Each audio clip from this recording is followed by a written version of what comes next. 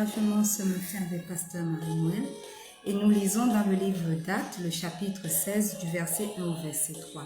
Il est écrit: « Il y avait là à Lystre un disciple nommé Timothée, fils d'une juive croyante, mais d'un père grec. Il avait un bon témoignage des frères qui étaient à Lystre et à Iconium. Paul voulut qu'il aille avec lui. Il le prit et le circoncit à cause des Juifs qui étaient dans cette région, car tous savaient que son père était grec. » Et 2 Timothée, le chapitre 2, le verset 3 dit: « Souffre avec moi comme un bon soldat de Jésus. » Bien-aimés, êtes-vous prêts à supporter les épreuves pour Christ? De prime abord, voici la question que je suis tentée de vous poser après avoir lu ces différents passages bibliques. Ici, il s'agit de l'apôtre Paul qui voyage, qui arrive à Lystre, où il a déjà prêché une fois l'évangile. Et plus tard, il a nommé des anciens là-bas. Et il se trouve un jeune disciple appelé Timothée, d'une très bonne renommée, d'une très bonne réputation, mais dont la mère et la grand-mère sont des Juifs, et donc il a reçu une bonne éducation dans les Écritures, bien initié, mais le père était grec. Et Timothée, très jeune, a mis sa confiance en Dieu, a mis sa confiance en Jésus et le servait. Voilà pourquoi il avait cette bonne réputation. Alléluia. Alors Paul désire prendre Timothée avec lui pour l'aider dans son travail. Mais il y a un problème. Et le problème, c'est que aujourd'hui encore, les Juifs considèrent que une personne est juive seulement si elle est née d'une mère juive. Si cette personne est née d'une mère juive.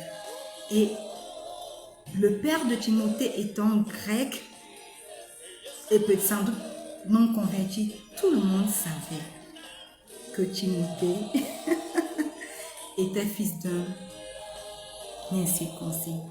Alors, qu'est-ce que Paul devait faire pour pallier à ce problème? La solution qu'il a trouvée, c'est de le circoncire, bien qu'en âge adulte, parce que la loi juive disait que après 8 ans, quand un enfant mal est né, 8 jours après, ce garçon devait être circoncis. Donc, pour que les Juifs ou alors les Grecs qui étaient autour, pour que Timothée puisse être reçu comme faisant partie d'eux, il était censé passer par le rite de la circoncision. Et vous savez combien douloureux est le rite de la circoncision lorsqu'on le fait à une personne d'âge adulte. Timothée était déjà un jeune homme, mais il devait passer par ça. Et il a accepté d'être circoncis. Pourquoi? Parce qu'il aimait son Jésus et il voulait travailler pour Jésus.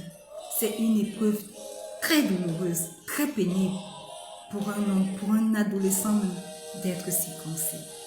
Alléluia.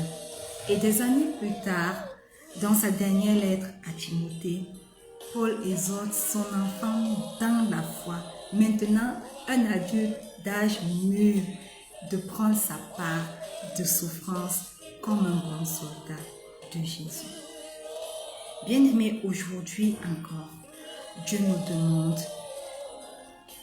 tous ceux qui sont chrétiens, Dieu nous demande de prendre nos souffrances comme un bon soldat de Jésus-Christ.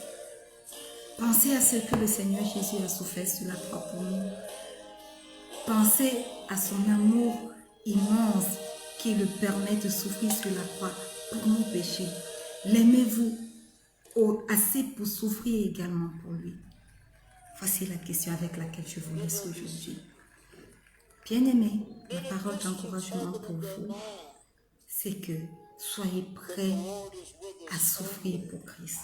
Soyez prêts à passer par des épreuves difficiles souvent pour Christ. Si vous n'êtes pas prêts à passer par ces étapes, alors commencez à reconsidérer vos voies. Parce que nous sommes appelés, comme des bons soldats de Christ, à avoir une part dans sa souffrance. Shalom. Peter, and it's not a good Peter.